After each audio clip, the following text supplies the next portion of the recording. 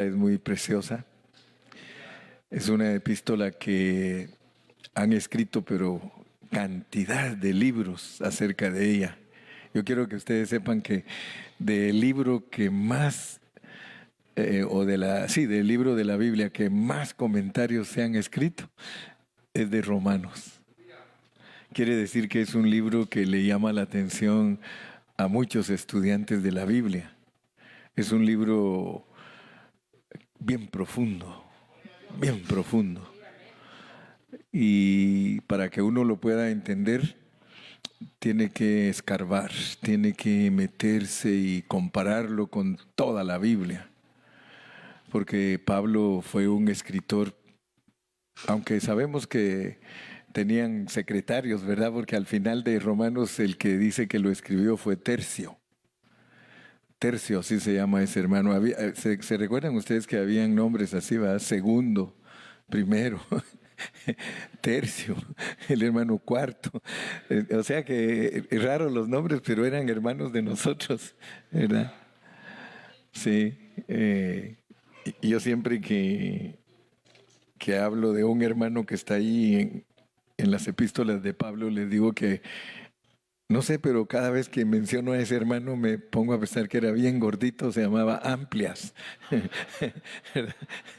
Entonces me lo imagino yo como muy gordito, ¿eh? Amplio. Aleluya.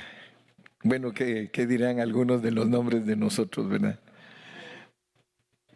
Estamos entonces en Romanos y ¿cuántas secciones tiene Romanos? A ver, ¿cuántos se les queda? 8. 8. Muy bien. ¿Cuántas vamos ya viendo? ¿En cuál estamos? ¿Cuál? Sí, en la 5, ¿a Gilmar? Estamos en la 5ª sección. Y qué bueno sería, ¿verdad?, que cada uno de nosotros supiera de dónde a dónde es cada sección.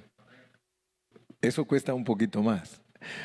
Es fácil aprendernos las 8 secciones. Yo se las voy a mencionar. Y después es bueno aprendernos de qué capítulo a qué capítulo cubre. ¿Saben por qué les digo? Porque si nosotros como cristianos conocemos Romanos, wow, vamos a ser personas bien centradas en la palabra del Señor. Entonces, las secciones son la introducción, que es el Evangelio de Dios. La segunda es la condenación. La tercera es la justificación. La cuarta es la santificación. La quinta es la glorificación. Después de esa tenemos 3 más. A ver quién sabe, a ver quién se recuerda, porque esta es como segunda vez que estudiamos Romanos. Durante 40 años ya esta es la segunda vez que estudiamos Romanos. La 6ª sección, ¿cuál es? A ver quién se recuerda. No, esa es la segunda, Galo. ¿Cuál es la 6ª? A ver quién se recuerda. Selección, sí. Y ahí en la selección se nos habla de la elección y predestinación. O sea que la selección es la 6ª. ¿Y cuál es la 7ª, Iván, ya que te metiste? Transformación, very good. ¿Y la última? La conclusión, que es el reino de Dios o la iglesia local operando como el reino de Dios. Ahora, fíjense qué tremendo es ese libro, porque ese libro está escrito en una forma divina. Tiene una secuencia que nos debe de impresionar. Solo fíjense lo que estamos ahorita estudiando en el capítulo 5 y versículo 12 al capítulo 8 y 29. Ahí cubrimos 3 cosas. Ahí cubrimos lo que es a ver si se recuerda. ¿Qué cubrimos ahí en ese capítulo? Del 5:12 al 8:29, ¿qué cubrimos?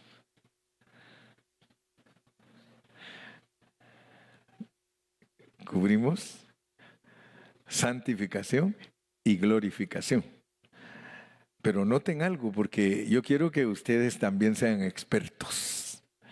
Que cuando ustedes hablen de la palabra de Dios, ustedes sean como el hermano Carrillo. El deseo mío es reproducirme a través de todos ustedes.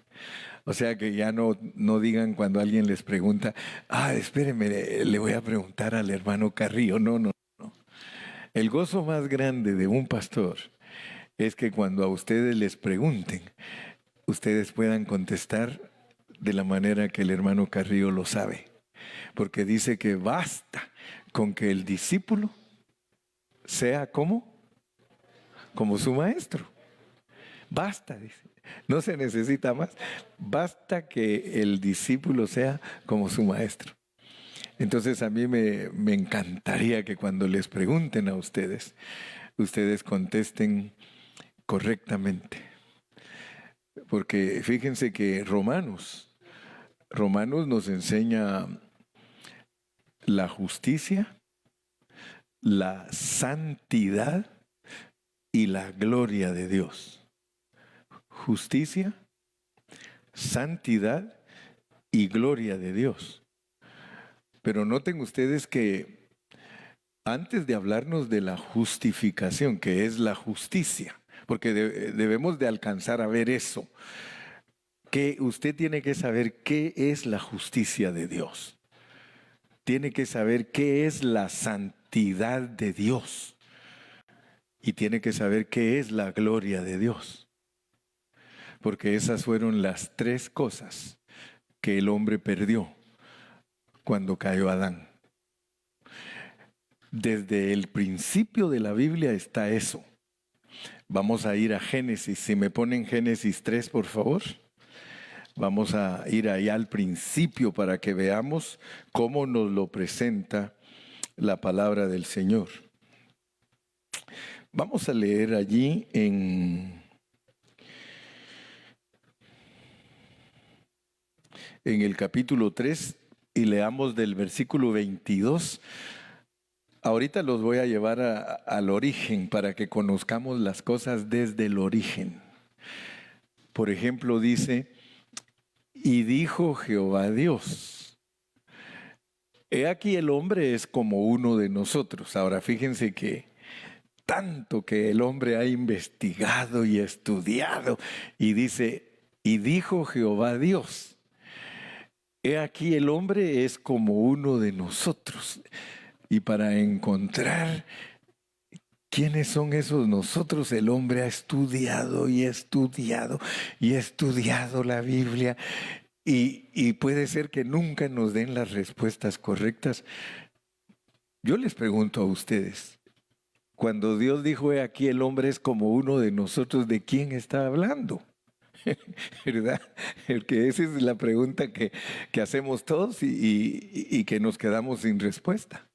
Dice, y dijo Jehová Dios, he aquí el hombre es como uno de nosotros, sabiendo el bien y el mal.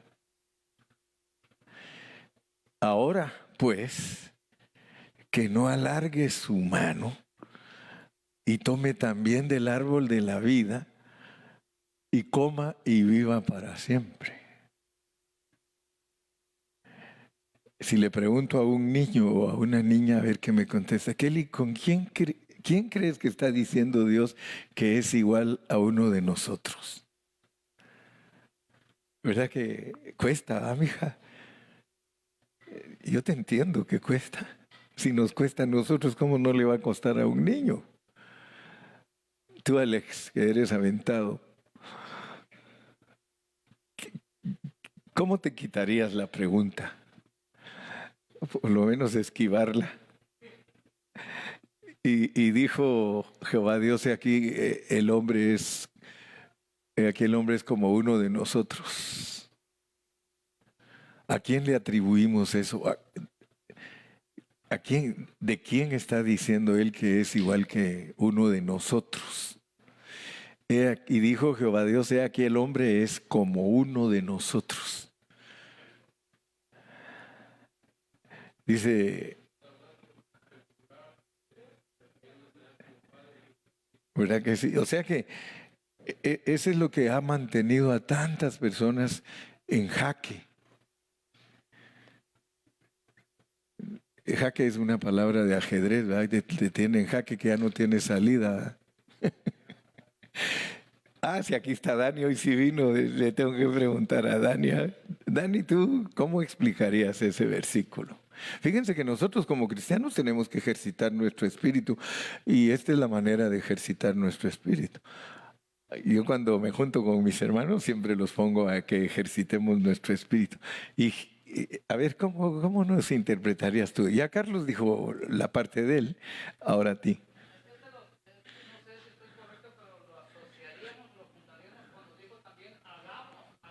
Sí.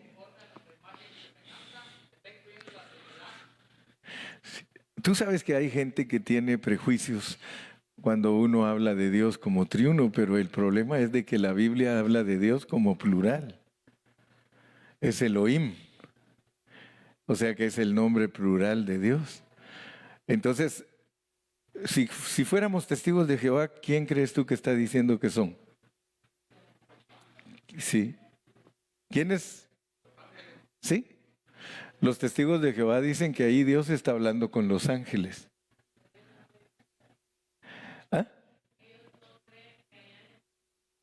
¿Y por qué dice que son ángeles? Y dicen que ahí está hablando con los ángeles. ¿Qué les parece? Eso está peor, ¿verdad? Porque decir yo no creo en ángeles, pero ahí Dios está hablando con los ángeles. Se contradicen. Porque en los escritos que yo he leído de los testigos de Jehová dice que cuando Dios dijo hagamos al hombre, está hablando con los ángeles. A ver, tú ya se te prendió el foco. ¿Ah?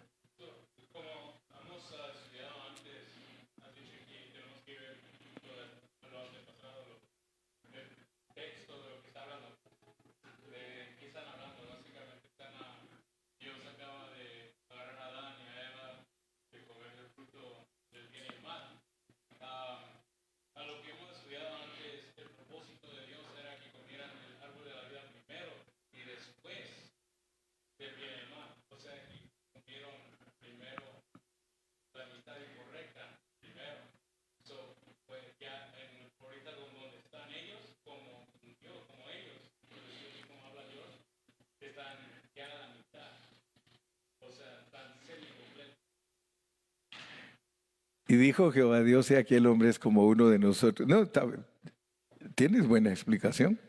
Para la edad que tienes. Sí, para la edad que tienes cualquiera se queda impresionado. Y dice, y este está... Se parece a mí, ¿verdad? No, él dice, no físicamente, sino que está hablando espiritualmente. Es mi hijo espiritual. ¿Sí? Eso es lo que está diciendo Galo. Este es tu hijo espiritual porque habla igual que tú. Entonces, mira, fíjense que qué tremendo porque cuando nosotros estudiamos la Biblia, nosotros vamos a encontrar todas las respuestas, todas. ¿Por qué creen que los llevé ahí? Porque vamos a hablar hoy de Romanos y ver lo que el hombre perdió por haber desobedecido. Y dijo Jehová Dios, y qué bueno que aquí tenemos hermanos que son buenos estudiantes de la Biblia. Como dijo Dani, esto lo podemos asociar con la expresión hagamos al hombre. Entonces Dios siempre habla en plural porque Él quiere que nosotros sepamos que a la luz de toda la Biblia Él trabaja como Padre, Hijo y Espíritu. Cada vez que Él habla, Él va a decir nosotros. Nosotros, nosotros. Está identificándose con su pueblo como Padre, Hijo y Espíritu. Ese es Dios. Ese es el Dios absoluto al cual nosotros servimos. Él se identifica como Padre, Hijo y Espíritu. Si no, no lo vamos a poder explicar. Y es un Dios económico, es un Dios que se procesa y eso pues a muchos les cuesta entenderlo, que le diga a usted pues el Dios procesado. ¿Qué es eso? ¿Qué es eso? Es que Dios es un Dios que pasa por un proceso porque también a nosotros nos procesa. Todo lo de Dios es un proceso, todo lo de Dios se procesa, todo. Entonces, allí Dios nos descubre un secreto tremendo. ahí nos descubre Dios que Él como Padre, como Hijo y como Espíritu sabe lo que es el bien y el mal. Él sabe lo que es el bien y el mal. ¿Ah? Sí, o sea que el hecho que Él haya puesto en el huerto del Edén 2 árboles es porque Él nos quiere enseñar a través de esos árboles algo. Porque Él siempre ilustra sus enseñanzas. A mí me gusta mucho cómo los maestros le enseñan a los niños, porque los maestros, especialmente si ustedes se dan cuenta, cuando uno va al kinder, todo se lo presentan con figuras. Y esa es la manera que uno se empieza a desarrollar cuando le presentan todo por medio de figuras. Después le enseñan letras y después le enseñan cómo unir las letras. Pero Dios todo el tiempo nos habla por medio de ilustraciones. Y dijo Jehová Dios, he aquí el hombre es como uno de nosotros. Como uno de nosotros. Ahí el único, como tú dijiste, ¿verdad, Carlos? Que tenemos que aplicarle a como uno de nosotros a Cristo. O sea que el Dios en Cristo sabe cómo es el bien y cómo es el mal. ¿Por qué? Porque lo experimentó por nosotros. Aunque nosotros tenemos que entender, ¿verdad? Que el Señor Jesucristo fue enviado a esta tierra como alguien diferente a nosotros. Él vino en semejanza de carne. Él no vino en carne, Él vino en semejanza de carne. O sea que vino igualito a nosotros. Cualquiera que lo veía a Cristo decía, el hijo de José y María, un hombre cualquiera, para ellos. Pero Él solo vino en semejanza. Él no traía la naturaleza que nosotros trajimos, porque nosotros somos el producto del amor de un hombre con una mujer. El Señor Jesucristo es obra del Espíritu Santo. Él nació por obra del Espíritu Santo. Él no es el producto del amor de José y María, no. Él es producto del Espíritu Santo. Él tiene en Él... dice que en Él habita corporalmente toda la plenitud de la deidad. Pero Él por nosotros se hizo pecado. Pero vamos a ver que cuando el hombre comió el fruto prohibido, dice que el hombre vino a saber lo que es el bien y el mal. Quiere decir que Dios, antes que nosotros, sabe cómo es el bien y el mal. Él lo puso. ¿Y ahora cómo crees que estás? Porque tú y yo ya no estamos a la mitad. Porque a nosotros nos abrieron el camino. Vamos a leer otros versículos para ver qué nos quitaron. Versículo 23. Y lo sacó Jehová del huerto de Edén para que labrase la tierra de que fue tomado. Lo pusieron a trabajar, pues, a jalar. Eso es lo primero que vemos que nos pasó, es que hay que trabajar. Luego el 24. Echó pues fuera al hombre y puso al oriente del huerto de Edén querubines y una espada encendida que se revolvía por todos lados para guardar el camino del árbol de la vida. Fíjense pues. De acuerdo a la pureza de la palabra, ¿qué representan los querubines? La gloria de Dios. Oh, qué lindo. Por eso me gusta, porque ustedes le echan ganas al estudio de la Biblia. Con uno que conteste, ya todos contestaron. Gracias, Carlos. Dice acá. ¿Qué representa la espada? En ese contexto.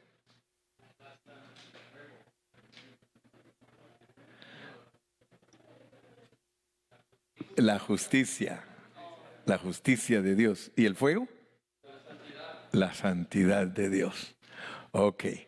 Entonces yo quiero que ustedes vean que la caída del hombre lo hizo perder la justicia, la santidad y la gloria. Y Romanos 3:23 nos dice algo. Miren cómo dice Romanos 3:23. Ahora sí nos vamos de regreso a Romanos porque estamos en Romanos, pero yo quería llevarlos a ustedes por cuanto todos pecaron y están destituidos de la gloria de Dios. Ahí ya por lo menos ese versículo nos dice una de las tres cosas que el hombre perdió cuando cayó. Le quitaron la gloria, ya no era glorioso, ya no era santo, ya no estaba apartado, pues, y mucho menos iba a ser justo. Se volvió injusto. Ok, entonces noten pues, porque les dije que ya empezamos a ver lo que es la justificación, ya empezamos a ver lo que es la santificación y estamos ahorita hablando de la gloria de Dios. Hoy es el primer mensaje que nos vamos a introducir a la gloria, pero vamos a tener unos 4 o 5 mensajes acerca de la gloria porque es algo tremendo, es algo preciosísimo. Pero mi punto es de que ustedes vean que desde el principio está la justicia, la santidad y la gloria. Y Romanos está escrito de esa manera. En Romanos capítulo 3, versículos 21 al 5:11, Pablo habla de la justificación. Justificación, justificación, justificación. En Romanos del 5:12 al 8:13 nos habla de santificación. Y en Romanos 8:14 al 39 nos habla de la glorificación. Pero noten cómo lo tiene arreglado Dios. Porque si solo estudiamos sin explicar y poner las cosas en el orden, nosotros no vamos a ser instruidos. Pero mi carga es instruirlos a ustedes para que ustedes vean que justicia, santidad y gloria son atributos. Eso se llaman atributos divinos. Atributos divinos. O sea que esos le pertenecen exclusivamente a Dios. Solo Dios es justo, solo Dios es santo y solo Dios es glorioso. Ningún hombre es eso. Ninguno. Solo Dios. Entonces, pero noten ustedes cómo está arreglado el paquete de parte de Dios, cómo está arreglado ese paquete. Porque resulta que la justicia tiene que ver con nuestro espíritu. La santificación tiene que ver con nuestra alma. Y la glorificación tiene que ver con nuestro cuerpo. Entonces noten cómo es el plan de Dios. Noten cómo Dios desde el principio quería que el hombre fuera igual a Él. Dios quería que el hombre fuera justo. Dios quería que el hombre fuera santo. Dios quería que el hombre fuera glorioso. Pero el hombre al desobedecer perdió esas tres cosas, que son los atributos divinos de Dios. Dicho en otras palabras, Dios es eso. Dios es justicia. Dios es santidad y Dios es gloria. Ahora, qué tremendo, porque Él quiere que nosotros seamos iguales a Él, no en deidad, porque Dios no quiere reproducir dioses con mayúscula, sino que Él quiere reproducir muchos hijos en vida y naturaleza. En vida y naturaleza. Porque en la Biblia eso dice que en el capítulo 8 en Romanos dice que la creación misma está esperando la manifestación gloriosa de los hijos de Dios. Pero noten pues, porque si no al leer Romanos, nosotros no vamos a saber de qué está hablando Pablo. Pero si nosotros sabemos estos principios, que los atributos divinos de Dios son los que Dios nos quiere dar a nosotros. Ahora, ¿cómo le llama Pablo a eso? Se llama heredar a Dios. Y por eso cuando estudiamos Efesios, y poco a poco vamos entendiendo más, porque resulta que nosotros heredamos a Dios. O sea que Dios se da a nosotros como herencia. La herencia que nosotros vamos a adquirir es llegar a ser justos, santos y gloriosos. Esa es la herencia. Y van a ver cómo lo explica Pablo. Pero, nosotros también nos volvemos herencia de Jehová.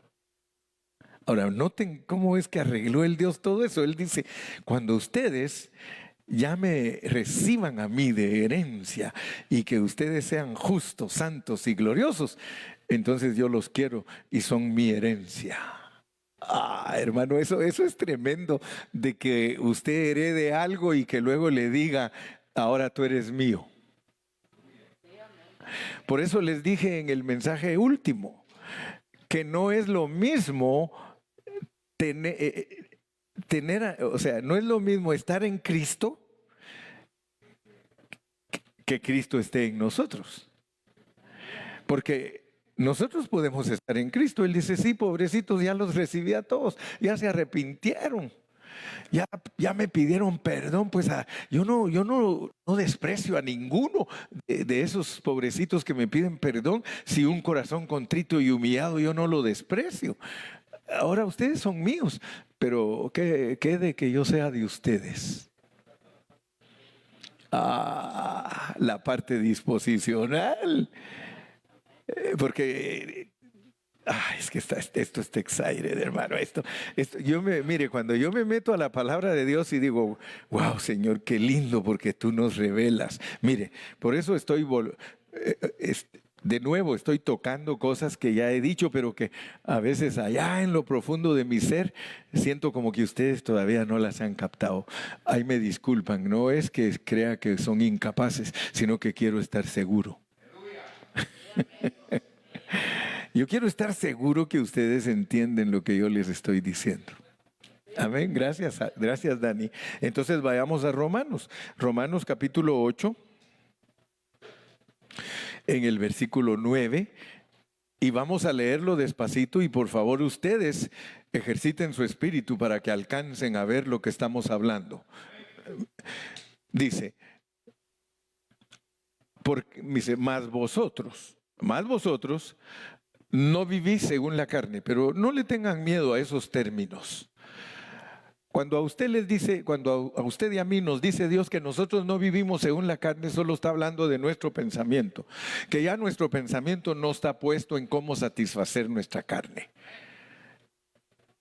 Nuestro pensamiento está en el Espíritu. Por eso dice, mire, mas vosotros no vivís según la carne, sino según el Espíritu. Yo creo que tanto usted como yo, cada mañana le pedimos a Dios que nuestro espíritu que nuestro pensamiento se centre en su Espíritu.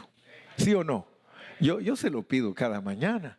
Yo cada mañana le digo, Señor, mi Señor, por favor, guarda mi pensamiento en ti.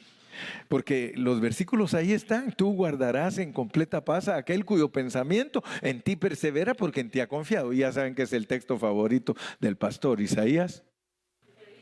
Gracias al Señor. Que a todos se los comunique.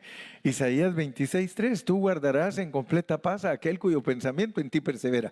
Nosotros no vivimos según la carne, porque nuestro pensamiento ya no está en la carne. Cuidado si está en la carne, porque entonces todavía usted no sabe controlar sus pensamientos. Y nosotros tenemos que aprender a controlar nuestros pensamientos. Dice que el espíritu de los profetas está sujeto a los profetas.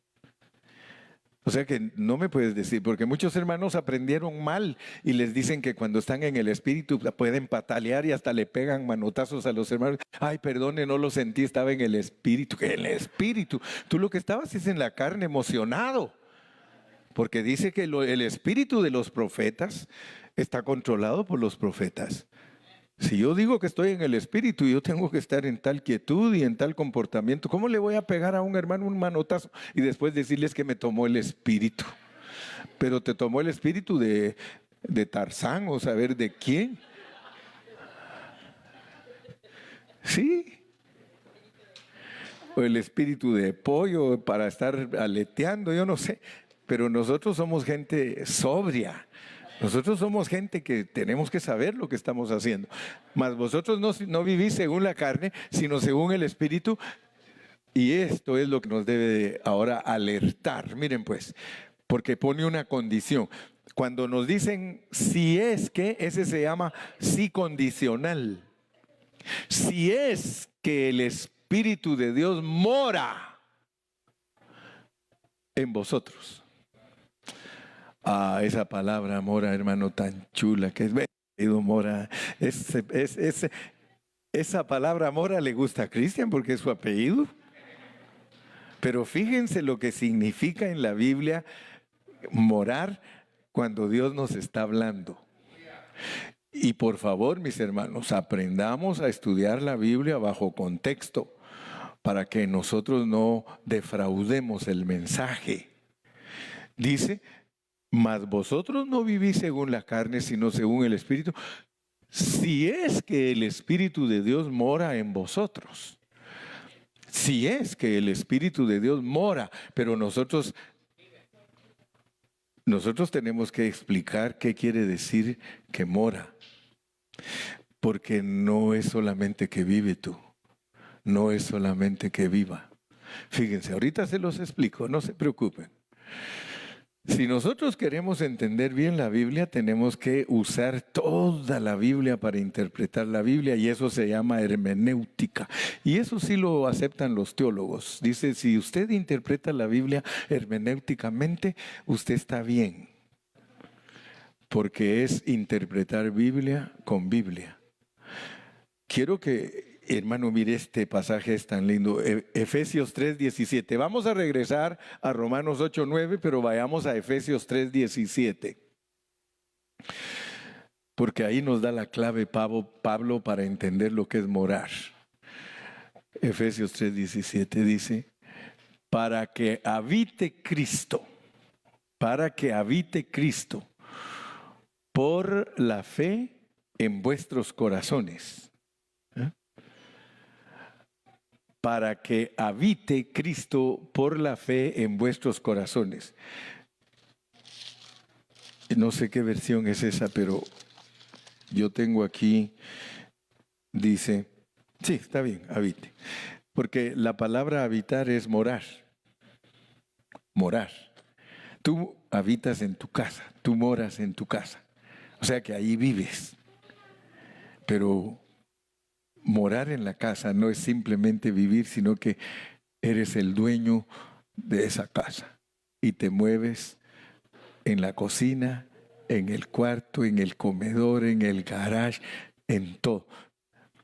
Para que habite Cristo por la fe en vuestros corazones.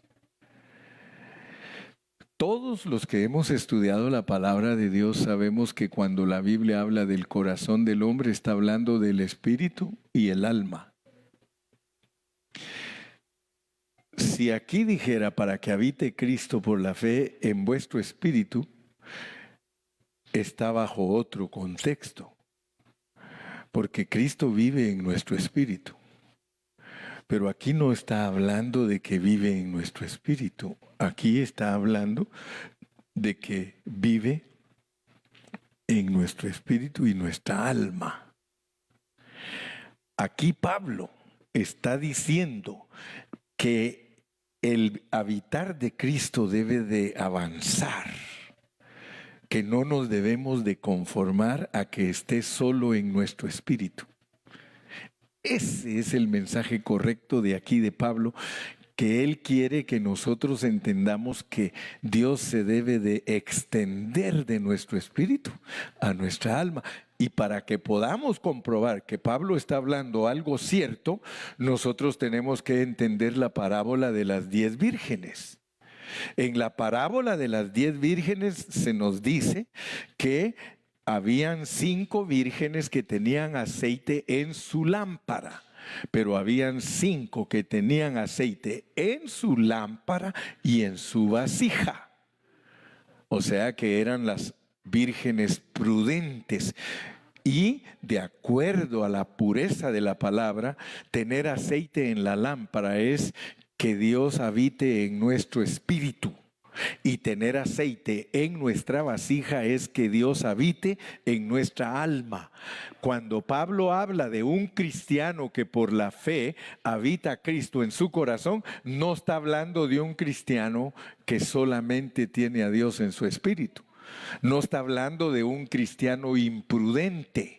Está hablando de personas prudentes, personas que están creciendo en Cristo, que ya no solamente tienen a Cristo en su espíritu, sino que lo tienen también en su alma. Entonces, esto que les estoy explicando es muy importante entenderlo, porque tiene que ver con nuestro desarrollo cristiano.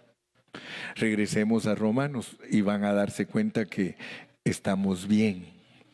Y no como decía la loca, aquí vamos bien y la llevaban del pelo, ¿verdad? Sino que estamos bien interpretando correctamente. Vamos pues a Romanos capítulo 8 y estamos en el versículo número 9. Dice, mas vosotros no vivís según la carne. O sea que no vivís según el alma, sino según el Espíritu, si es que el Espíritu mora en vosotros. Y si alguno no tiene el Espíritu de Cristo, noten cómo se llama allí el Espíritu que mora. El Espíritu morador ahí se llama Espíritu de Cristo. Espíritu de Cristo. Yo me atrevo a decirles por hoy, y si más adelante Dios nos ajusta nuestras doctrinas, no tengan miedo. Pero yo me atrevo a decir que el Espíritu de Dios es para que nosotros recibamos la vida de Dios, el Espíritu Santo. Pero cuando nos habla del Espíritu de Cristo, ya estamos hablando, en este contexto, el Espíritu de Cristo es el Espíritu morador, el Espíritu morador, el cual nos dice, si alguien no lo tiene como Espíritu morador, no es de Él, no es de Él. Ustedes me dirán, hermano Carrillo, pero ya somos cristianos. Sí, se puede ser cristiano sin tener morando el Espíritu de Cristo. Fíjense que no estoy diciendo que se puede ser cristiano sin el Espíritu Santo. Ninguno puede ser cristiano sin el Espíritu Santo. Pero ninguno puede ser el que diga que Dios mora en él si no tiene el Espíritu de Cristo, el Espíritu morador. Y ahorita nos va a explicar, porque Pablo quiere que entendamos. Miren, el versículo 10 nos explica lo que estoy diciendo. Pero si Cristo está en vosotros, como el Espíritu morador, el cuerpo, ahora va a hablar del cuerpo, pues para que entendamos lo que estamos hablando, él dice, el cuerpo en verdad está muerto a causa del pecado. O sea que ahorita nos está diciendo que aunque Él more en nosotros, nuestro cuerpo sigue siendo un cuerpo de pecado. El cuerpo sigue muerto. O sea que nosotros podemos ser cristianos toda nuestra vida con un cuerpo muerto. Qué terrible, hermano. Nuestro cuerpo, hermano. No vaya a creer usted que su carne es mejor ahora que tiene a Cristo y que antes que no tenía a Cristo su carne era peor. Si usted cree así, usted no sabe lo que está hablando. La carne es carne, hermano. La carne es carne desde antes que vengamos a Cristo y después que vengamos a Cristo. Claro está que nos va a explicar cómo va a trabajar, porque lo importante es que el cristiano entienda que Dios trabaja en su espíritu, trabaja en su alma y trabaja en su cuerpo. No vayan a creer ustedes que nosotros permanecemos en un cuerpo muerto todo el tiempo. No. Claro está que nuestra glorificación es la manifestación. Nuestra glorificación de nuestro cuerpo es la manifestación de algo. Pero Pablo no nos pone que podemos seguir en el cuerpo muerto hasta el último día de nuestra vida. Él no lo pone así, hermano. Él pone que el poder de la resurrección está invadiéndolo cada día y cada día y cada día y cada día. Y en determinado momento Él dice, no lo he logrado todavía. Y prosigo hacia la meta, al premio del supremo llamamiento, que el poder de la resurrección se apodere totalmente de mí. Fíjense pues, porque yo los quiero comprometer a ustedes delante de Dios. Y yo también quiero comprometerme delante de Dios. Si nuestra mente no está puesta en el Espíritu, nosotros no vamos a dejar que Dios haga el trabajo que tiene que hacer con nuestros cuerpos. Porque nuestros cuerpos tienen que ser tratados también. Si no, no nos dijera en 1 de Tesalonicenses 5:23, para que todo vuestro ser, espíritu, alma y cuerpo sean irreprensibles para la venida de nuestro Señor Jesucristo. Porque el problema que tenemos nosotros como somos carnales es al cuerpo lo que te pida. Ese es el problema que tenemos nosotros, porque al cuerpo lo que te pida. Nosotros no le queremos negar al cuerpo muchas cosas que Dios quiere que le neguemos. Nosotros le damos rienda suelta a nuestro cuerpo. Y nuestro cuerpo tiene los deseos engañosos. Ahí está la trampa. Ahora, aleluya, el que habita al abrigo del Altísimo mora. Aquellos están bien entregados al estudio de la Biblia, más que nosotros aquí enfrente. No, sí, gloria a Dios. Pero regresame, por favor, a Romanos, capítulo número 10, versículo 10. Versículo 10. Les dije, pero si Cristo mora en vosotros, en verdad el cuerpo está muerto a causa del pecado. Nos está explicando ahorita, mira, pero el Espíritu ya tiene justicia. El Espíritu ya está vivo. Nosotros ya tenemos vivo nuestro Espíritu. Fíjese lo que nos está explicando. Nos está diciendo, miren, esto que les estoy hablando aquí, de mantener la mente en el Espíritu, de no mantenerlo en la carne, quiero explicarles, quiero decirles, miren, nosotros tenemos un cuerpo muerto y ese cuerpo es por el pecado, pero ustedes ya están vivos de su Espíritu. ¿Por qué están vivos de su Espíritu? Porque ya los alcanzó la justicia de Dios. Mire.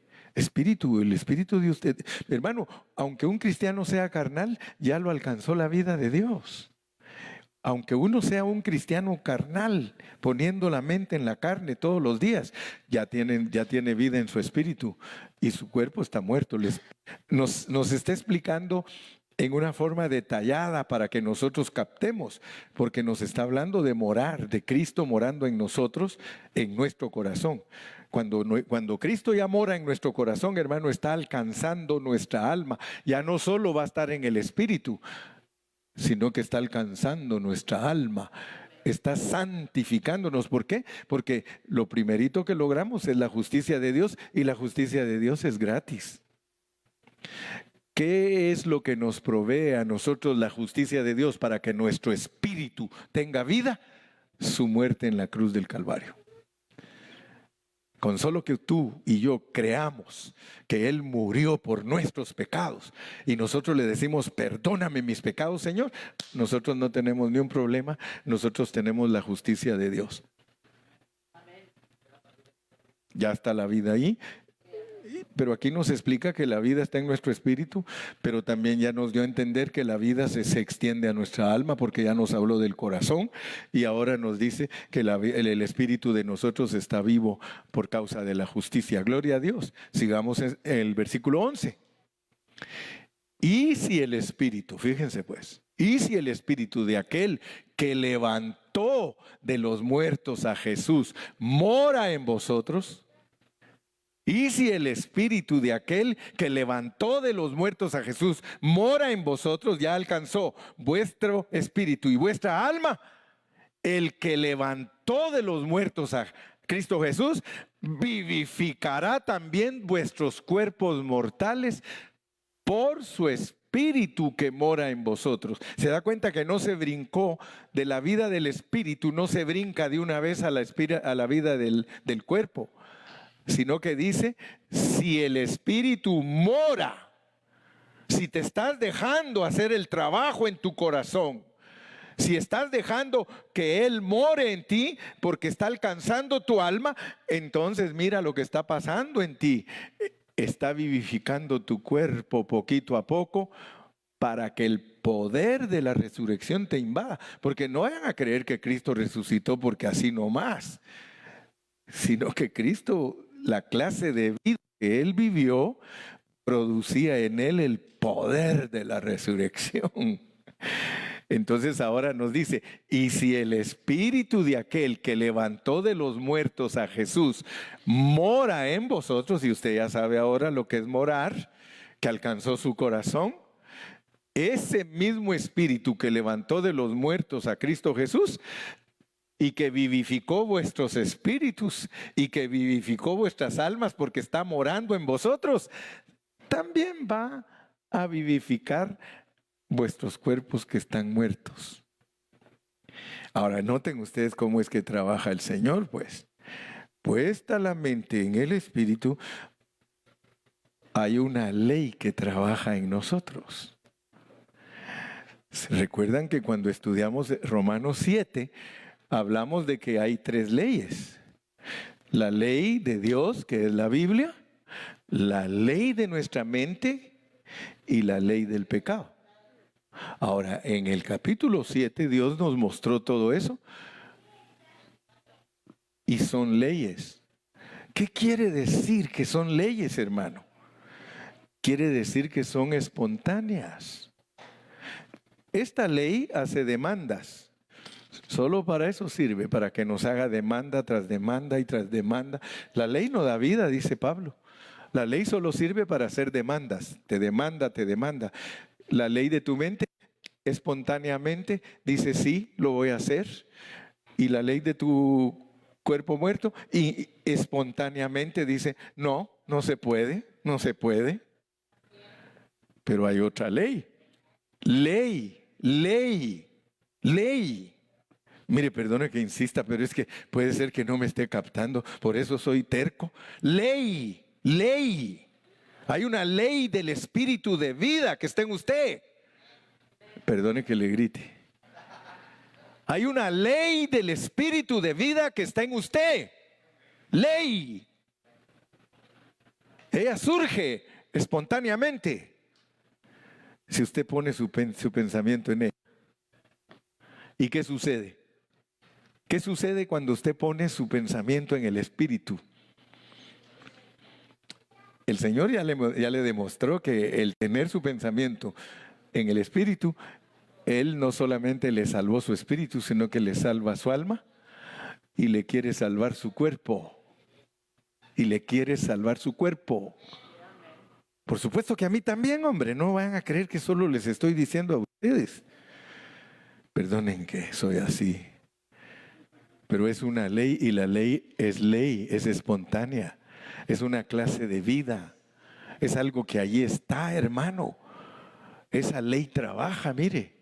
Si el espíritu de aquel que levantó de los muertos a Jesús mora en vuestros corazones, es decir, que ya alcanzó vuestro espíritu y vuestra alma, también va a vivificar vuestros cuerpos. Pero nosotros no vayamos a creer, hermano, que viviendo una vida toda desordenada y descuidada de nuestro cuerpo, estamos listos para resucitar. Nel pastel. No puede ser. Dios no se contradice.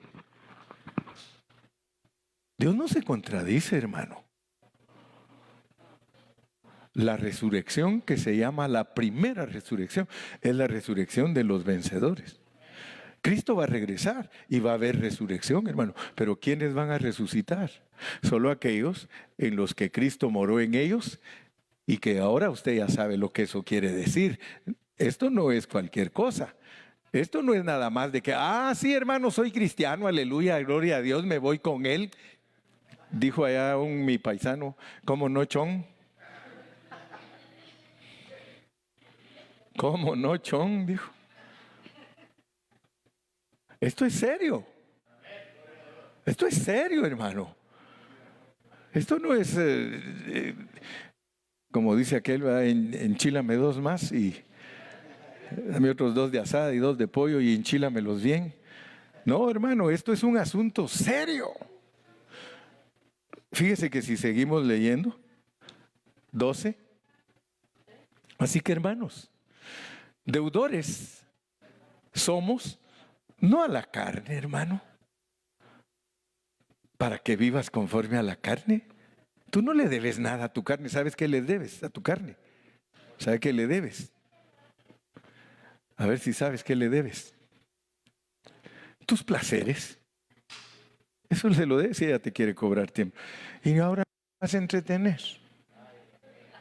Y ahora no hay relax. Y ahora no hay... Y ahora no hay... Y ahora no hay... Piensa en todo lo que te estoy diciendo. Y ahora no hay... Y ahora no hay... Porque eso parece disco rayado, hermano. Y ahora no hay... Y ahora no hay... Y ahora no hay... Piensa en todo lo que tu carne te pide. Tú se lo das sin reproche. Sin reproche. Aún ganar una discusión. Ay, hermano Cari, usted tan extremista que es. Aún ganar una discusión. Aún ganar un caso. Wow. Así que, hermanos, deudores somos, no a la carne, para que vivamos conforme a la... ¿Para qué, hermano? Pero esto no es teoría, hermano. Esto que yo estoy explicando aquí no es teoría, hermano. El problema es que nosotros somos tan dejados, tan livianos, que para nosotros todo es teoría. Oh, yo sí conozco la doctrina, hermano. Versículo 13, porque si vivís conforme a la carne, te va a ir muy bien. Esto es para cristianos. This is for Christians. This is not doctrine. This is not something only subjective. I mean, adjective is subjective. Más y por el Espíritu, fíjate. Cada vez que nosotros ponemos nuestro pensamiento en el Espíritu, ¿qué está pasando automáticamente? ¿Qué está pasando? Se nos está muriendo lo que tanto amamos. Por eso debes cantar, te amo más que a mi vida. Si a veces cantamos, te amo más que a mi vida. ¿Y dónde está el hermano? En puros paris. Sí, seamos sinceros. Te amo más que a mi vida.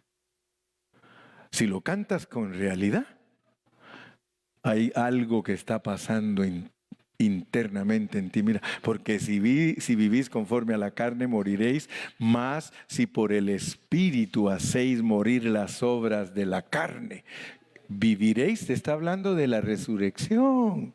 Te está hablando del poder de la resurrección que cada día te invade y te invade y te invade, para que cuando te mueras y Cristo venga, no tengas problema de resucitar. ¿Qué pasó con las vírgenes? Y con eso termino porque ya se me fue el tiempo, ¿verdad? ¿Qué pasó con las 10 vírgenes? Dice que cuando despertaron a la medianoche, que es la gran tribulación, ahí viene el esposo, salid a recibirle. ¿Y qué pasó?